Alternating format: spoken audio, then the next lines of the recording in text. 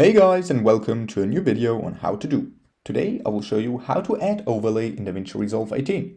For this I have my clip right here in my timeline where I want to apply the overlay on. And for this, on the media pool I have this video. I'll just drag it on top of my actual footage. It's just here you can see some lens flares.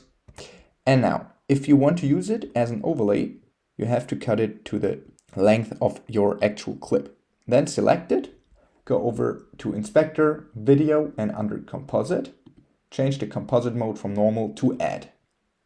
Now you can see if the opacity is 100, it looks like this. So the effect is pretty strong.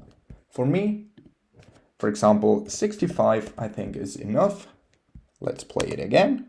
And now you can see the lens flares are a bit in my video, but you can just play around with the opacity here. Okay, that was a quick tutorial on how to add overlay in DaVinci Resolve 18. If you enjoyed the video, please like and subscribe to stay tuned for more how to do videos. If you have a video suggestion, just let me know down in the comments. See you guys soon.